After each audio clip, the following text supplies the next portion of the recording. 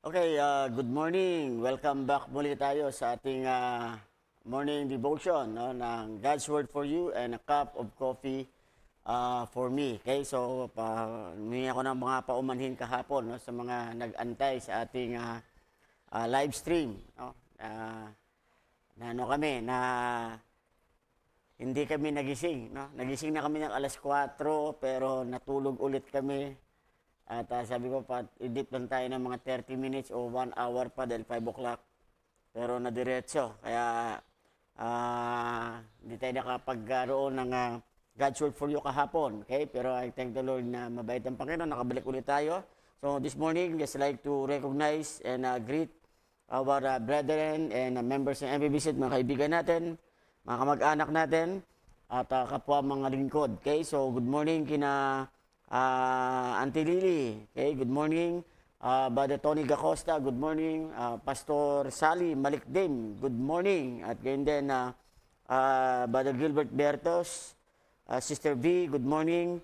At ganyan din si Sister Janine Estabilio, okay. So magandang umaga sa atin. Please, please share this morning ang ating program sa mga kaibigan natin, kamag-anak, kapwa mga manampalataya, kapwa lingkod. At we pray that today, again, ay maging blessing no, yung salita ng ating Panginoon. Okay, so, Sister Jovelyn Grimaldo, good morning. Sister Patricia Bailon, good morning.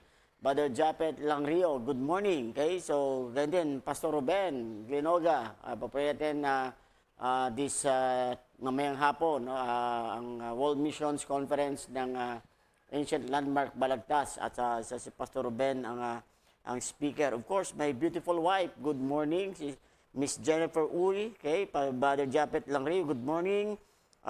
Pastor Nelson Sayagadoro, good morning, na imbag na bigat, okay, at welcome tayo no, sa ating morning segment na God's Word for You and a cup of coffee for me. Okay, so tayo muna ay magbukas sa panalangin bago tayo magsimula. Sister Raquel Glenoga, good morning din, magandang umaga. At so welcome muli tayo no, sa ating morning devotion. Okay, so tayo manalangin muna. Let's pray. Dear God and Heavenly Father, Lord, thank you so much for this wonderful opportunity that you've been given para po sa amin, ay po mga anak. At we thank you, Lord, for a good day. Although maulan dito po sa San Jose, but we still thankful, Lord.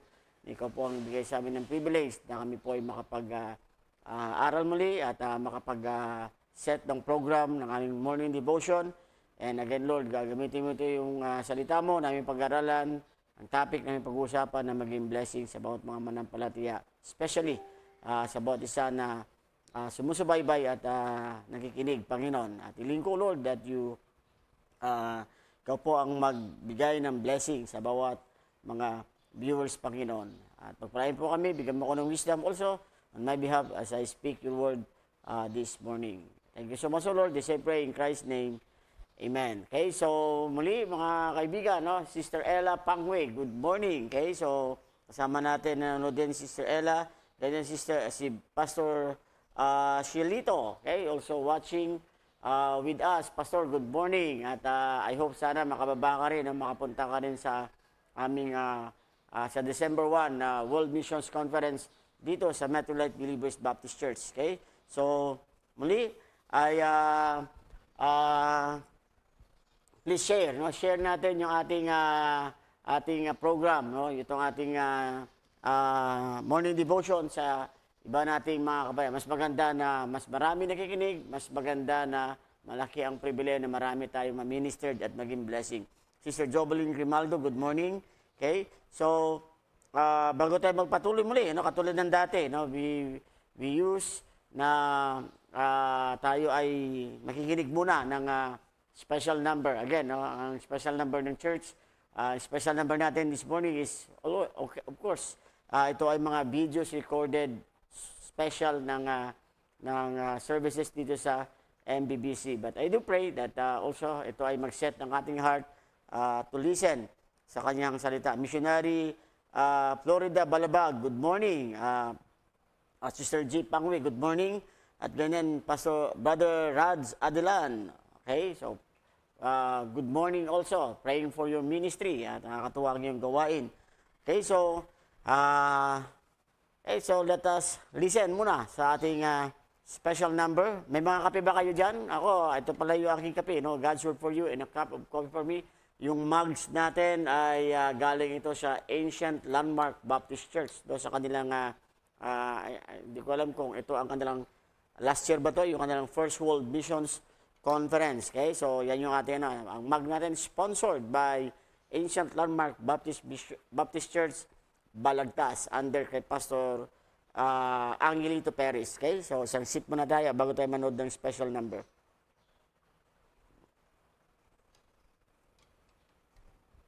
Sarap ng kape, no? I hope may kape kayo dyan. At samahan nyo ako sa pagkape-kape. At of course, meron kayong Bible dyan sa lamesa nyo. At samahan nyo rin ako sa pagbukas ng Bible natin. Sister G. Pangwe, Brother Ian Pangwe, good morning. Okay? So, let's listen sa ating special number. Nanay Anita, of course, yung aking mabuti at mabait na biyanan. Okay? Good morning, Nanay. At welcome tayo sa ating morning devotion ngayong umaga.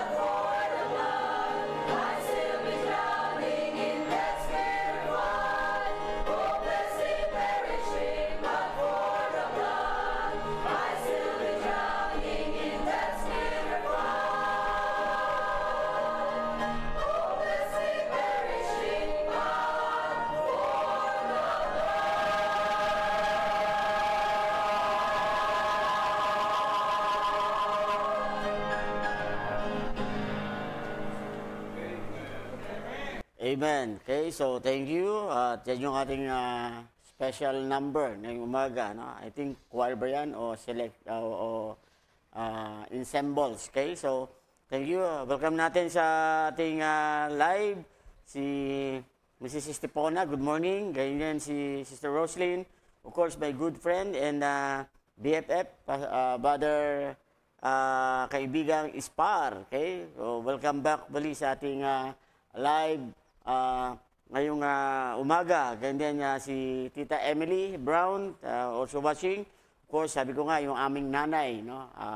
Ang mabait kong biyanan, si Nanay Anita, so also watching. Good morning, Nanay. And then si Brother Francis Gerald Jackson, good morning po. At isang mapagpalang araw din sa atin, kapatid. welcome tayo sa ating God's Word for You and a Cup of Coffee for Me. And then si Mama, no, so watching in Iloilo. At Sister Julie Olobalang is also watching with us. Sister Arlene Ladrillo also watching. So magandang umaga po. Magandang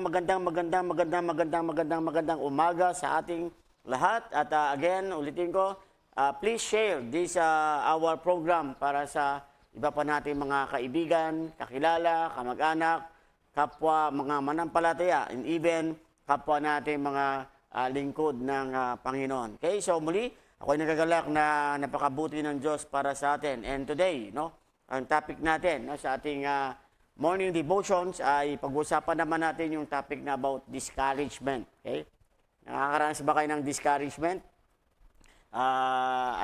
Siguro naman, lahat naman tayo, no? We always experience discouragement in life. Sister G. Tuason from Open Door, okay? Welcome. At ganyan, Sister Jane De Juice, also welcome sa ating morning devotion, God's Word for You and a Cup of Coffee for Me. Okay, so ulitin natin, no? Ang topic natin ngayong umaga is, is discouragement. Okay, so let's going to tackle about ano ba ang mga discouragement. Sister Merly Falconitan is also watching. Okay, so please share ang ating segments, no? Ang ating program sa mga kapatiran natin. Okay, so good morning. At sabi nga, yung discouragement, tingnan natin yan sa dictionary, no? Of course, tingnan natin palagi para maintindihan natin. Sabi yan, a loss of confidence or enthusiasm. Yan ang ibig isa sa mga meaning ng discouragement, okay? So, nawalan ka ng confidence sa sarili mo, nawalan ka ng sigla, dispirited. Ika nga, no?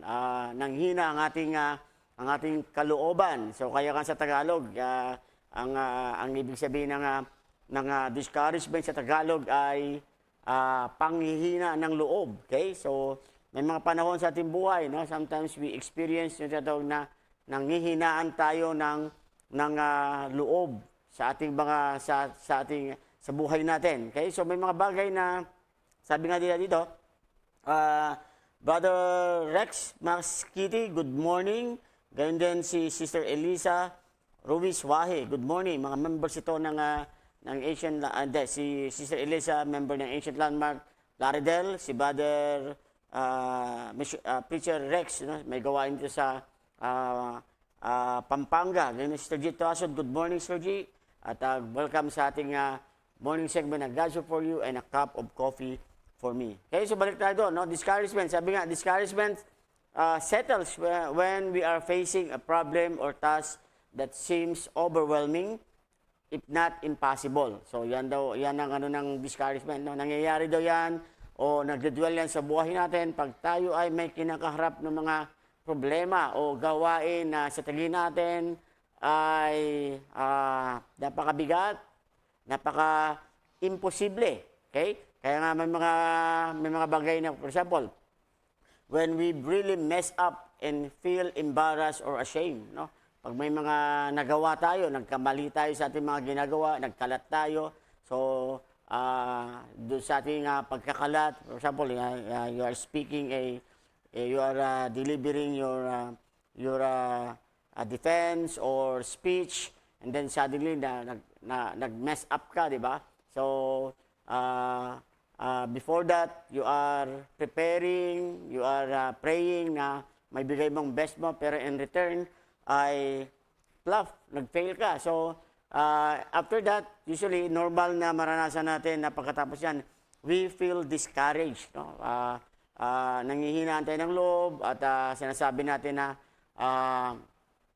ayoko na ulitin, mga ganun mga bagay. So, discouragement, sometimes, immediately, yan yung mga yan ay nangyayari o nananahan. Okay? Then meron pa iba. When we work our hardest at something and still fail. No? Ginagawa natin yung best natin sa trabaho natin, pero ganun pa man, kapos pa rin. Diba? Parang tinimbang ka, ngunit ikay kulang. Mga kasabihan, kaya pag inisip mo yan, nakaka-discourage. Diba? Pag nakita mo na parang walang good result ang effort na ginagawa natin.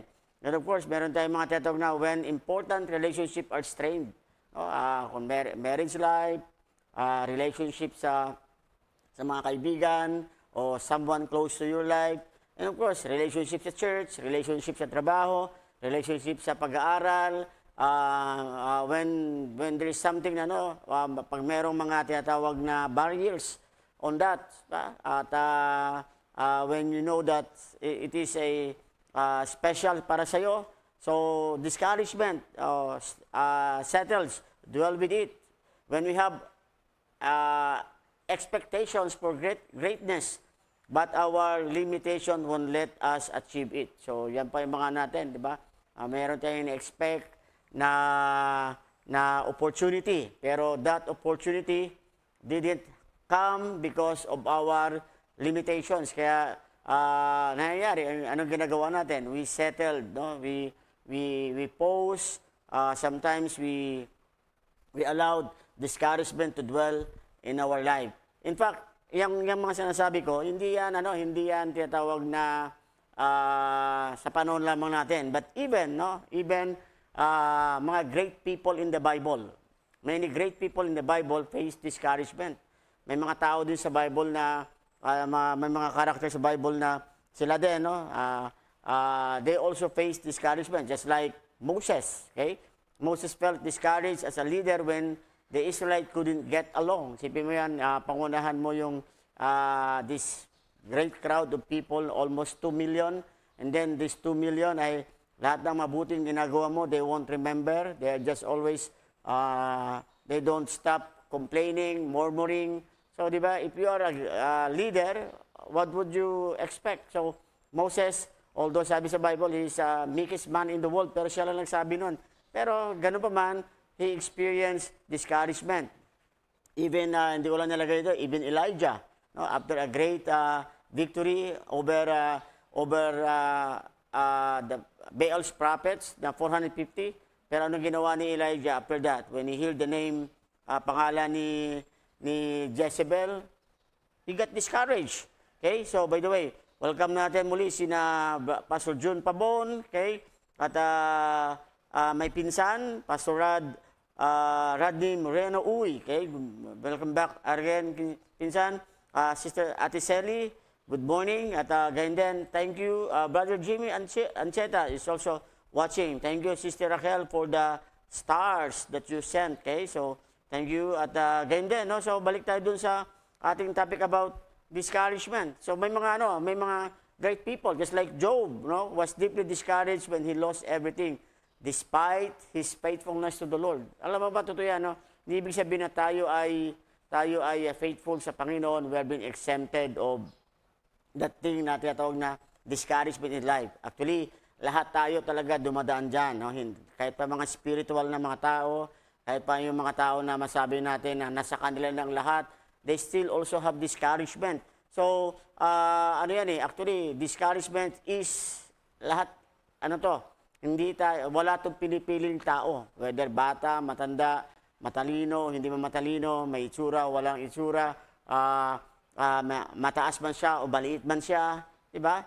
Minsan sabi natin na sana kung naging mataas ako, masaya na ako, no? If you're going to look, people that have that privilege, ganun pa rin, may discouragement, okay? Mayaman ka, may pera ka, wala kang pera, ganun pa rin, so everything. Kaya nga, tandaan natin ito, discouragement, it is, everybody experiences. Ngayon, kung sinasabi mo, hindi ka naka-experience yan, ay baka robot ka, okay? Kasi alam ko, kahit nga robot siguro, pag nalobot yan, mukhang discouraged din yan, di ba? So, sabi nito, when we are discouraged, ito dapat natin, bantayan. Kaya nga, this morning, ito gusto kong itakil. When we are discouraged, sabi dyan, we are in danger of giving up. Ano yan? Giving up on God, on families, on friends, on job, and even hope for ourselves. So, yan yung mga danger ng discouragement. Sister Ariane Nedwilan, good morning. Sister Rose, my good friend. Agraba, good morning. Mrs. Jennifer Biating, good morning. Okay? So, welcome tayo sa God's Word for You and a cup of coffee for me. Please share, no? Please share our segments, our program sa mga kaibigan natin, loved ones. At if this be a blessing for you, sa atin, I hope maging blessing din ito para sa kanila. So ito yung discouraged. No? When we are discouraged, we can be in danger of giving up on God. Friends, family, job, or even losing our hope sa ating sarili. So sabi nga, in this moment, it can feel like everyone's against us and nobody cares. No? Pag discourage ka, lahat ng negative thoughts na feeling mo, ang lahat ay kalaban mo at walang nagmamahal sa'yo, walang may nagmamahal sa'yo. What has been most important to us now seems trivial. Yung mga bagay na mga importante sa atin o parang ano lang, sabi natin parang just a pakitang tao lamang o hindi talaga totoo. So, worst of all, sabihan, pag tayo discouraged, we can see the way back. We can't see the way back to joy and happiness. Hindi natin nakikita yung daan pabalik sa paano tayo maging magalak at maging masaya. Okay? So, what we do at this low point will determine whether we sink deeper in the mire or begin to climb our way back up. So, mga tendency yan, di ba?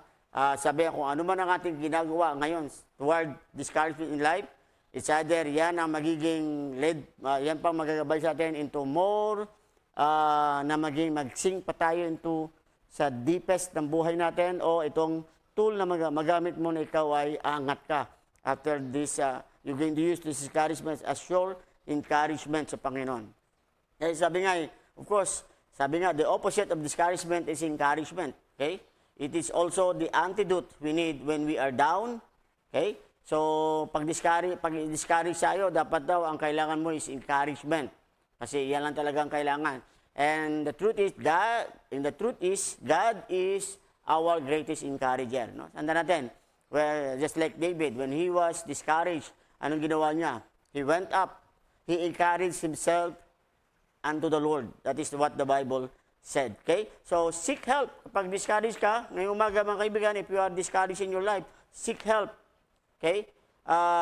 First, yan yung unahin mo. Seek help first. Seek the help of others who can help you put things in perspective. Face what has brought you low, and plan the steps to recover. So, sabi nga may kasabihan, kung saan ka nadapa, doon ka rin tatayo. Kung saan mo nahulog yung pera, ang coins, doon mo rin hanapin. So, yan yung kung saan ka nang hina, of course, doon ka rin magsimulang mag-gain ng strength. Yan ang tatawag na. But you need to seek help. Huwag mong suluhin yung problema, huwag mong suluhin yung tinatawag na kabigatan. Sinasabi niya, kaya mo yan. No, the truth is, sometimes, inaalaw yan ng Panginoon para una-una, mapansin mo siya. Okay? Seek help. I believe, sabi nga, God is our greatest encourager. So, seek the help of God in your life. When you see a way out, sabi dyan, that is a divine moment when your hope returns and over time, your joy will also return. So, may tanong, no? May mga tanong tayo. Madali lang to. Ang tanong yan, what causes discouragement? Ano ba ang dahilan? Bakit tayo nadi-discourage? So, dito tayo din sa salita ng Panginoon, no? Sa Psalm 73, verse 2 and 3. Psalm 73. Good morning, Sister Pichi Simpauco. Okay, magandang umaga. And then, Brother Jeffrey Belga, of course, good morning. Brother Danilo Armas, good morning. Good morning. Welcome tayo sa ating morning segment, morning program na God's Word for You and a cup of coffee for me. So, balik tayo din sa tanong natin, what causes discouragement? Ano ba ang dahilan bakit tayo may discouragement? Sister Lydia Indaya, good morning. Welcome tayo sa ating morning segment na God's Word for You and a cup of coffee for me. So dito sa Psalm 73 verse 2 and 3, ano sabi dyan? Psalm 73 verse 2 and 3, but as for me, my feet were almost gone. My steps had well nigh sleep. For I was envious at the foolish when I saw the prosperity of the wicked. So, simple lang, no? Sabi sa Bible dyan, sabi ng author ng Psalms chapter 73, sabi dyan, he got discouraged. What causes discouragement in his life? Sabi, when he began to be envious sa mga bagay na, sa mga tao na So, kumbaga sa parang sa mga bagay na masabi natin na temporal. When we see our neighbors having this and you don't have. So yan ang mga example. Kaya nga sabi, discouragement can come when we stop looking at what God has given us and focus on the prosperity of others. So yan yung discouragement na nangyayari pag tayo ay tumigil na sa pagtingin sa ating Panginoon, and then we start looking sa mga pagpapala na meron yung iba, at sa tingin mo parang hindi ka binibigyan ng Diyos ng ganun ding pribileyo. So minsan tayo ay nagsisimula tayo mag-self-pity, nagsimula tayong magkaroon ng tinatawag na searching sa ating sarili, pero instead kunin natin into a good result. Pero sometimes, if we are not careful, sabi diyan, discouragement. Yan ang causes ng discouragement sa buhay natin. Okay? Sister Rizal Lungakit, good morning. Sister Aiza Samson, good morning. Welcome back tayo sa ating morning program na God's Word for You and a Cup of Coffee for Me. Sister Lot Herrera of Masquete, of course, good morning. Welcome tayo. Okay? So dito, meron pa sa 1 Kings chapter 19 verse 3 and 4. Of course, ito sabi ko kanina, sabi yan, when he saw that he arose and went for his life, he came to Beersheba, which belonged to Judah, and left his servant there. But he himself went a day's journey into the wilderness and came and sat down under a juniper tree, and he requested for himself that he might die. And he said, "It is enough. Now, O Lord, take away my life, for I am not better than my fathers." Ito yung sinasabing discouragement na nangyari kay Elijah. Okay? So, tingnan dito, sabi nga, ano sabi ni Elijah dyan? "It is enough, O Lord. Take away my life, for I am not better than my fathers." Minsan, tayo, Diyan yung tinatawag na parang, minsan yan yung ating problem sa buhay natin na too much looking on ourselves na we put pity on ourselves. Parang kay Elijah, sabi ni Elijah, "I am the only one left." Siya na lang daw ang nag-iisang natitirang prophet sa Israel. So, Elijah doesn't know that God kept 1,000 prophets who are not kneeling bow to Baals. Hindi niya alam yan. Of course, totoo yan, pag tayo discouraged, we thought you are alone in the world. You are alone on your fight. You are alone on your tatawag na spiritual experiences. Okay? Kaya nga, discouragement often comes after a great spiritual experiences. Tingnan mo dito si Elijah, nakagaling niya lang sa victory. Kaya tayo, bilang manampalataya, magbantay tayo. Pag meron tayo mga victories in life, you better watch out, you better not cry, you better not pout, because I'm telling you why. Sabi dyan, hindi si Santa Claus, if you have victory in your life, if you don't watch it, ang next na station, next na patient is pwedeng papasok sa iyo ang discouragement, because obtaining victory is exerting much effort. Okay? Lalo na kung ikaw ay you do it personally, exerting much effort yan. Kaya nakakapagod yan, minsan nakaka-drain yan. And then after that, pag hindi mo yan mabantayan, yung draining o yung tired, ay papasok dyan, magdudwell yung tinatawag na discouragement. So yan yung nangyari kay Elijah. Kaya nga sa ating conference na to, this coming Friday, next Friday na darating, magbantay tayo. We are preparing this event, but we pray that we are already claiming the victory before and after. Okay? Pero let's also watch na hindi papasok sa atin yung discouragement after that. Okay? Kaya kailangan natin talaga ng tuloy-tuloy na direction and encouragement unto the Lord. Kaya nga, ito tayo, what causes discouragement? Sabi yan, discouragement often comes after a great spiritual experiences. Okay? So, Elijah had just been part of a huge miracle that proved God's was greater than the gods of the false prophets. So, yan yung nangyari sa Mount Carmel. Coming down off that spiritual high left him exhausted and vulnerable. So, ang nangyari, nung siya bumaba, sa ganung events, napagod at at dahil sa pagod, naging vulnerable ang kanyang sarili to be easily captured ng discouragement. Kaya when he heard the name Jezebel, para sa kanya, it is the end of the world. Okay? Kaya sabi niya, let me die. Sabi niya kasi, ako na lang ang nag-iisang natitira. But it's not true. Okay? Alam natin yan bilang mga kapatid. We have the Lord Jesus Christ. We have God in heaven who promised us that He will never leave us nor forsake us. Okay? So, Sister Stephanie is also watching with us. Good morning, Sister Stephanie. Of course, Sister Ma'am Ever Berdad is also watching. Ito yung aking mga kapatiran sa Ahoy, Iloilo, no? Si Ma'am Berdad is also watching. Kumusta po, Ma'am? Okay?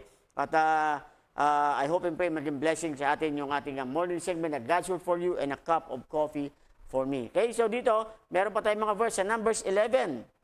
Sister Emma, also good morning. Brother Alan, our student in Bible school, Brother Alan Bermas, good morning. So welcome tayo sa ating morning segments. Isa pa, ang verse natin, Numbers 11, 10 to 15. Ito naman yung pagkakataon na si Moses, okay? Sabi yan, then Moses heard the people weep throughout their families, every man in the door of his tent, and the anger of the Lord was kindled greatly. Moses was also displeased. Ito yung mga tinatawag na agonizing, torturing, murmurings, and complaining ng mga tao ng Israelites in spite of the goodness of the Lord, in spite of having a good leader just like Moses. So, sabi, and Moses said unto the Lord, wherefore thou hast afflicted me? So, si Moses napuno na rin siya sa Panginoon. Sabi niya, ang feeling niya, Panginoon, pinapahirapan mo ba ako? And wherefore have I not found favor in thy sight that thou layest the burden of all these people upon me?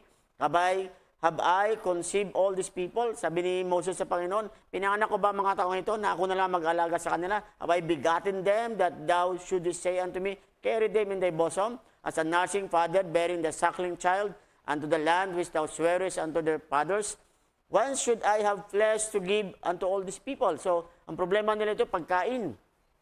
Kaya, for they weep unto me, saying, give us flesh that we may eat. So sabi niya, I am not able to bear all these people alone, because it's too heavy for me. And if thou deal thus with me, kill me. Sabi niya, kung yan ang trato mo sa akin, sabi ni Moses, patayin mo na lang ako, Panginoon. I pray thee that out of hand, if I have found favor in thy sight, and let me not see my wretchedness. So totoo yan, alam mo, pag discourage ka, sometimes you are not careful of what word, of the words that you are speaking. No? Minsan ay, ang discouragement is always, it's always saying a word ng tatawag na, finish me. Okay? So, kaya magbantay tayo. Di ba, kung tayo ay nakakaranas ng ganyan, ibig sabihin, normal ka na tao. No? Isipin mo, Moses, Elijah, this is what they say. No? Just try to imagine yung tatawag na, there's great leaders in the Bible, but yet, you could hear and see them say this when they experiences discouragement. So, sabi, discouragement can come when we are overwhelmed by the constant demand and problems of others. Ba? Yung discouragement, pag nangyayari daw yan, nagsisimula yan, pag tayo overwhelmed tayo sa problema ng iba. Kaya totoo yan, minsan, ang dami natin problema, pero sa totoo lang minsan, ang problema natin, hindi naman talaga natin problema eh. Problema to ng iba na napunta sa atin. Kaya ang dami natin problema minsan. At sa ganung bagay, minsan talaga, we try to say, I give up, Lord, I give up. Diba? We can reach a point when we become almost irrational in our responses. Just like in Moses, tingnan mo, parang sinasabi niya, napakasama ng Diyos para sa kanya, irrational. So, minsan ganun tayo, di ba? Pag tayo may mga problema, the people that actually is the one who helping us, sometimes yan yung ating titinan na parang siya yung napakasama para sa atin. Diba? So, let us be careful about discouragement. Pero tanda natin, this is where discouragement comes. Ito mga causes ng discouragement. Pag tayo ay pag marami tayong problema na na naisip na actually hindi naman ating problema, kundi problema ng iba, at pag meron tayong natawag na great victory, so magbantay ka na na na pagkatapos niyan is discouragement ang papasok. At pag meron tayong tinatawag na we are not, pag tayo ay, we tend to look on others' prosperity at not looking to our God, diyan din magsisimula ang tinatawag na discouragement. Then pangalawang question, how can I handle discouragement? Paano ko ba ma-handle itong discouragement? So, 1 Peter chapter 5 verse 8 and 9. Okay? Ang sabi sa 1 Peter chapter 5 verse 8 and 9. Sabi yan, be sober, be vigilant, because your adversary, the devil, is like as a roaring lion, walketh about seeking whom he may devour, whom resist steadfast in the faith, knowing that the same afflictions are accomplished in your brethren that are in the world. So how can I handle discouragement? Sabi yan, when we are discouraged, we are particularly vulnerable to Satan's attack.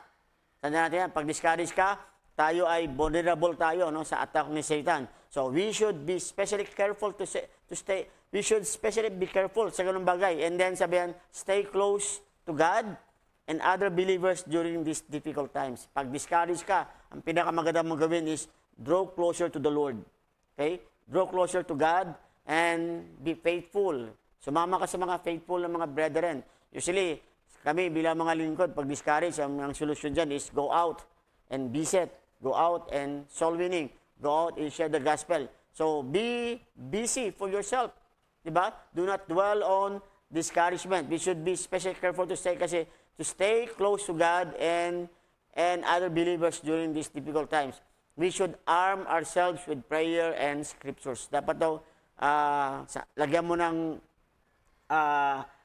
pananggalang o sandatang sarili mo. Ano yan? Panalangin sa kasalita ng Diyos. 1 Kings 19 verse 10, sabi niya, and he said, I have been very jealous for the Lord God of hosts, for the children of Israel had forsaken my covenant, thrown down my altars, and slain thy prophets with the swords. And even I only am left, and they seek my life to take it away. Ito pa rin yung statement ni Elijah. So, sabi diyan, discouragement make us feel sorry for ourselves.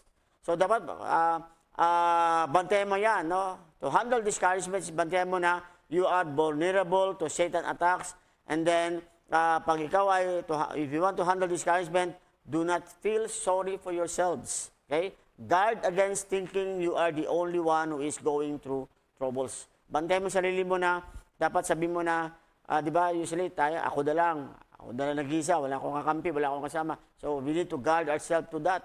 Bantayan tayo sarili na yan, na dapat hindi tayo mag-dwell sa ganong kaisipan. It is encouraging to realize others are going through the same thing you are. So, isipin mo lang na hindi lamang ikaw nag-iisa, hindi ka nag-iisa na dumadaan sa ganyan. May mga nagsabi nga, pag discouraged ka raw sa buhay mo, at gusto mong tapusin ang buhay mo, dahil sobrang awa ka sa sarili mo, punta ka raw sa orthopedic. Alam mo, when you walk into the orthopedic hospital, you will realize you are much blessed. Kasi doon sa orthopedic, nandun, nakita mo yung mga paa, binti, kamay, lieg, part ng katawan is nakabitin. So, tayo, ano na tayo? So, kaya minsan, yun yung mga ano yun ang mga cure o mga remedies pag tayo ay discouraged. 2 Chronicles chapter 20, verse 15 to 17. Sabi, and he said, hearken ye all Judah, and ye inhabitants of Jerusalem, and thou King Jehoshaphat, thus saith the Lord unto you, be not afraid, nor dismayed by reasons of this great multitudes, for the battle is not yours, but God's. Tomorrow go ye down against them, behold, they come up by the cliff of Ziz, and ye shall find them at the end of the brook, before the wilderness of Jeruel. Ye shall not need to fight in this battle. Set yourselves, stand ye still, and see the salvation of the Lord with you. O Judah and Jerusalem, fear not, nor be dismayed. Tomorrow go out against them, for the Lord will be with you. So, sabi dito, no? To handle discouragement, sabi diyan, tingnan natin yun, just like we are the people of Judah, no? Na who could only see a vast enemy army and not God standing by to destroy it. Minsan tayo ganun eh. We are looking on a vast image ng problem, and then we forget that our God is greater than our problem. So, sabi nga, it is easy to focus on our problems and forget God is near and ready to help. Diba? Minsan, nakakalimutan natin na we have a great God, we have a big God, we have a powerful God, we have an omnipresent God, omnipotent God that is big and bigger than our problems, and He is a God that is ready to help us. So, yan yung nakakalimutan natin. Kaya nga bilang manampalataya, when you have discouragement in your life, handle it. Na palagi you believe in yourself na God is with me. Kasama ko ang aking Panginoon. We have, Brother Hesron Makatugal, good morning. Welcome sa ating morning segment na God's Word for You and a cup of coffee for me. Okay? So, ito yung mga bagay na dapat nating makita. So sabi nga dito, be careful to disconnect your feelings of discouragement from your assurance of God's love for you. Discouragement can cause us to doubt God's love, drawing us away from the source of our greatest help. Realize that God will fight on your behalf and help you succeed as you trust in Him. So tingnan mo dito, ano sabi ng Panginoon kay Jehoshaphat, di ba? Yes, you face your problem, pero you just watch. Just trust me. I will be the one who will fight for you. Tanda natin mga kapatid, may mga battles tayo, may mga problema tayo na God allow us to experience that so that we could see, if we will only trust the Lord, we could see how God will work for us, will fight for us on that problem that we face. In fact, that God allow us to face it. So, be cheer up, no? Do not dwell on our discouragement. Then, pangatlong question, how should I respond to feeling of discouragement? Ano ang aking response when discouragement comes in myself, in my life? So, Isaiah 38, verse 2 and 3, the Bible says, just like the example of Hezekiah, no? Then Hezekiah turned his face toward the wall and prayed unto the Lord and said, Remember now, O Lord, I beseech thee, how I have walked before thee in truth and with respect and with a perfect heart, and have done that which is good in thy sight. And Hezekiah wept sore. So, Pastor Romy Bakay, good morning. Okay, welcome tayo sa ating God's Word for You and a cup of coffee for me. So, how should I respond to feelings of discouragement? Simple lang. But when you're discouraged, reach up to God in prayer and He will lift you up. No, ganun lang yan. No? Go to the Lord in prayer. Just like David, when he was discouraged, he went up, he encouraged himself with the Lord. Totoo yan. Pag tayo discouraged, God is always our answers to it. James 4:10, sabi sa Bible, humble yourselves in the sight of the Lord, and He shall lift you up. So, yan ang sabi sa Bible. Ba? Kung tayo ay, we're just only humble ourselves sa Panginoon, the Lord will lift us up. Okay? So, that should be our response pag tayo discouraged. In short, diba? Go near. Go closer to sa ating Panginoon. Sabi nga, acknowledge God's sovereignty and how much you need His help. So, you need to acknowledge na sa buhay natin, kailangan natin ang tulong ng ating Panginoon. So, yan ang pinakamagandang attitude natin when we are discouraged. Psalms 42, verse 5 and 6, saka 8 to 11. Ito yung sabi ni David sa kanyang sarili. Sabi niya, Why art thou cast down, O my soul? And why art thou disquieted in me? Hope thou in God, for I shall yet praise Him for the help of His countenance. Sabi sa verse 8, O my God, my soul is cast down within me. Therefore will I remember thee from the land of Jordan and of the Hermonites from all the hills of Mizar. Yet the Lord will command His loving kindness in the daytime, and in the nighttime His song shall be with me, in my prayer unto God, unto the God of my life. I will say unto God, my rock, why hast thou forgotten me? Why I go mourning because of the oppression of the enemy? As with a sword in my bones, mine enemies reproach me, while they say daily unto me, Where is thy God? Why art thou cast down, O my soul? And why art thou disquieted within me? Hope thou in God, for I shall yet praise Him who is the health of my countenance and my God. Simple lang sabi ni David, di ba? To deal, to handle, to respond the feeling of discouragement. Sabi yan, trust God's promises to bring good out of the bad. May mga bagay talaga, minsan, talaga hindi talaga maganda nangyayari, pero Romans 8:28, all things work together for good. Okay? So trust God's promises to bring good out of the bad. Let Him teach you something important even from your discouragement.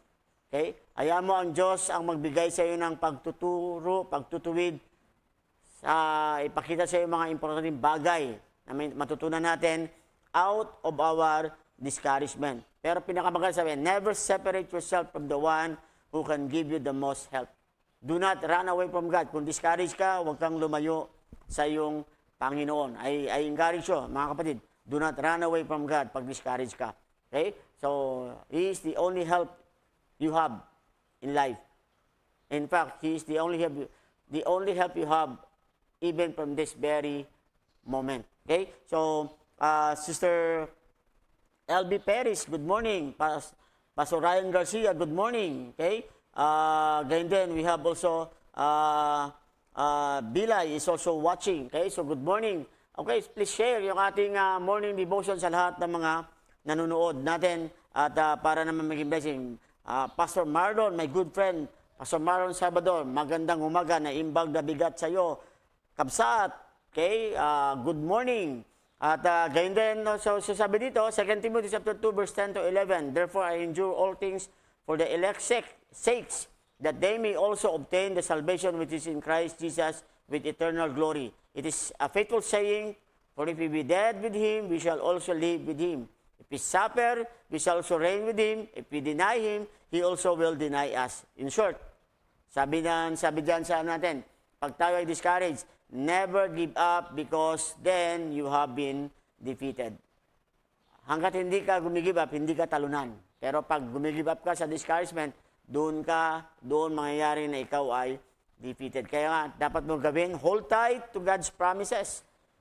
To God's promise of ultimate victory. No, panghawakan mo yung pangako ng Panginoon. Panghawakan mo pangako ng Panginoon tatawag na ultimate victory in your life. And He will give you the strength and endurance to get there. Then last, how can I resist discouragement? Paano ko matanggihan o maiwasan itong discouragement? John 14 verse 1, no? Magandang verse, sabi, let not your heart be troubled. You believe in God, believe also in me. Okay? Tapos sa Joshua chapter 1 verse 9, sabi diyan, have I not commanded thee, be strong and of a good courage, be not afraid, neither be thou dismayed, for the Lord thy God is with thee, whithersoever thou goest. Galatians chapter 6 verse 9, sabi diyan, let us not be weary in well-doing, for in due season we shall reap if we faint not. So how can I resist discouragement? Sabi diyan, do not be afraid of what is or what is coming. Okay? Huwag mo raw katakutan yung kung anong bagay na yan o anong darating na yan. Sabi diyan, trust in God's presence. Trust in God's power. Trust in God's plan. Trust in God's promises. And trust in God's perspective. May mga bagay, sometimes we don't understand. Pero sabi sa Bible, do not be afraid. Okay? Rest your worry. Rest your fear in the Lord. Magtiwala ka sa Panginoon. So that is how you can resist discouragement. Diba? Pag may tiwala ka sa Panginoon, I believe, hindi ka talaga madi-discourage. Kahit minsan nakakatakot, pero hindi ka madi-discourage. Diba? Magkakaroon ka lang ng, matatakot ka minsan, pero hindi ka madi-discourage kasi you know who is your God. You know God in your life. Okay? At when you know the Lord, you will keep on trusting sa Kanyang presence, sa Kanyang power, sa Kanyang plan, sa Kanyang promises, and of course sa Kanyang mga ginagawa. Sa 1 Chronicles chapter 22 verse 13, sabi diyan, then shalt thou prosper if thou takest heed to fulfill the statutes and judgments which the Lord charged Moses with concerning Israel. Be strong and of a good courage, dread not, nor be dismayed. Luke 18:1, He speaks a parable unto them to this end, that men ought always to pray and not to faint. So the way to resist discouragement is Do not be afraid of what is coming. Trust God. Trust His presence. Trust His power. Trust His plan. Trust His promises. Trust His perspective. Of course, ang pinakaano pa, katulad sabi sa Luke 18:1, pay attention to His word. Diba? Sa 1 Chronicles 20:13, pay attention to God's word. And then sabi diyan, pray and persevere. So, manalangin ka lang sa Panginoon. That is the only solutions. Brother Jason Simbahon, good morning. Okay? Mamali, good morning. Yan yung kailangan natin. You just keep on trusting the Lord. And then, pray. Kaya pag discourage tayo, pinakamagandang solution is go to your soul private room with God where you are praying with God. Doon ka pumunta at mag-pray ka. And then, you voice it out doon sa prayer mo sa Panginoon. And then you start believing, keep on believing, trusting na God is, may plano dyan. God is makapangyarihan yan. He is greater than our problems, greater than our discouragement. At do not dwell in it. Kasi pag nag-dwell tayo dyan, discouragement won't bring us any farther sa buhay natin or bring us any good result sa buhay natin. It always, diba, we always, we become blind sa mga tinatawag na mga what God can do, what His promises can do, and who is God para sa atin. Kaya, if we dwell on discouragement, those things, yan yung ating hindi may enjoy at hindi natin makikita yan. Kaya mga kapatid, if you are discouraged today, I believe, kung tayo discouraged ka sa buhay mo ngayon, well, I believe it is the right time that right now you go with God. Okay? So, Sister Juliet Dinkahud, good morning. Magandang umaga. Sister Ella, okay? Good morning again. So, you go with God and believe and trust Him that God is parang that God is doing something, doing great in your life. All you need to do is, diba, get rid of that discouragement. Kaya, mga kapatid, you pray. Brother Hiner Ramos, good morning. Okay? Welcome sa ating God's Word for You and a cup of coffee for me. So I pray, naging blessing ito para sa atin. Please share this program natin sa iba pa natin mga kapatiran. At I pray, I hope na naging blessing ito sa bawat mga manampalataya. If you are discouraged today, the best thing that you can do today is go with God. Okay? And leave your discouragement in the Lord. At then walk, live, face your day-to-day with a assurance, with a confidence that God will help you, God will see you through, God will give you strength, God will give you victory. And I believe, if that is our heart, I believe, yan ang pwedeng gawin ng Panginoon para sa atin. Okay? So, marami po salamat sa lahat po ng mga viewers natin. Marami po salamat for staying sa ating segment na ito. And I pray na ito ay naging blessing para sa atin ngayong umaga. Okay? Auntie Lily, good morning. At sa mga isa dyan na nanonood, Brother Alan, good morning. Sister Patricia Bailon, good morning. Okay? At ganyan kay Sister G. Tuason, good morning. Okay? Brother Raj Adelan, and to all my pastors' friends that are watching. Okay? Pastor Bakay, Pastor Marlon Salvador, Pastor natabunan na natin, no? But thank you so much. Sister Raylene Carino, good morning. Okay? Hesron Makatugal, good morning. At ganyan din, Pastor Pabon, good morning. Okay? So sa lahat ng mga nanonood ngayong umaga, maraming salamat po. Even sa mga missionary that are watching. Okay? So, I pray na naging blessing ito at tayo po ay magsara na at tayo ay I hope again to see you tomorrow, no? Sa gawain sa ating tomorrow is Saturday. So wala pala tayong God's Word for You tomorrow, but see you on next Monday, okay? Next week sa ating God's Word for You and a cup of coffee for me. Okay? So Iko Kapuso, good morning. may kapuso tayo dito. Okay? So maraming salamat for also watching. Okay, so tayo manalangin. Let's pray. Dear God and Heavenly Father, thank you so much po sa iyo pong mensahe at sa devotion that you've been given para po sa amin. I pray, Lord, that this topic that we talk about ay naging blessing po ito. At kung may mga manampalataya kami who is watching, meron po sila ganitong status sa buhay nila. They are discouraged, Lord.